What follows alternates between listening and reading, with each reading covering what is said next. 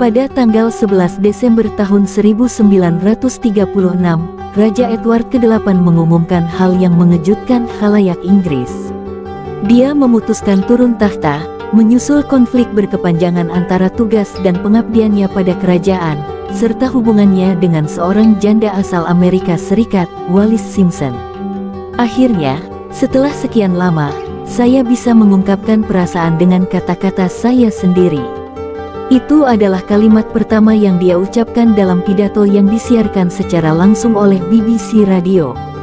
Pidato Raja Edward ke-8 itu tidak hanya membuat publik terkejut, tapi sekaligus mengubah masa depan monarki Inggris. Dalam siaran yang berlangsung selama 7 menit, Raja Edward ke-8 menjelaskan bahwa dia secara sukarela turun tahta dan menjadi keluarga kerajaan Inggris pertama yang melakukan hal itu, demi menikahi perempuan yang dia cintai, sosialita asal Amerika Serikat, Wallis Simpson. Sebelum pidato itu, masyarakat Inggris tidak tahu menahu soal rencana lengsernya Edward. Kendati Edward adalah sosok yang kontroversial dan hubungannya dengan Simpson banyak diberitakan di Eropa dan Amerika Serikat, kabar tentang Edward yang akan turun tahta ditutup rapat-rapat. Pemerintah Inggris, Amerika Serikat dan BBC sepakat melakukan pemblokiran media. Di sisi lain, pidato lengsernya Edward dianggap sebagai babak akhir dari krisis konstitusi yang tengah merongrong Inggris pada masa itu. Edward jatuh cinta pada Wallis Simpson, istri pengusaha Amerika Serikat Ernest Wilson, pada awal tahun 1930-an. Itu bukanlah hubungan pertama Edward dengan perempuan yang sudah menikah, tapi pada Januari tahun 1936, hubungan Edward dan Wallis menjadi kontroversial, karena ayah Edward, George V, meninggal dan dia kemudian menjadi raja.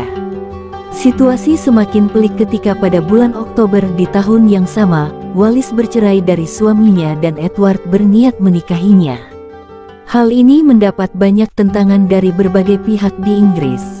Gereja Inggris, di mana Edward sebagai raja menjadi pemimpinnya, pemerintah, bahkan para penasihat Edward secara tegas mengatakan rencana pernikahan tersebut tidak bisa diterima.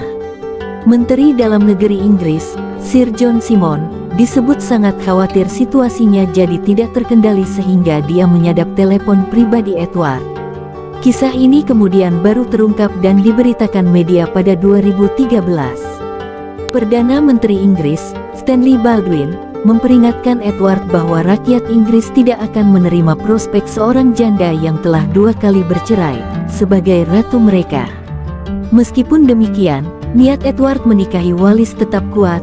Dia bahkan mengatakan akan turun tahta jika pemerintah terus menentang niatnya.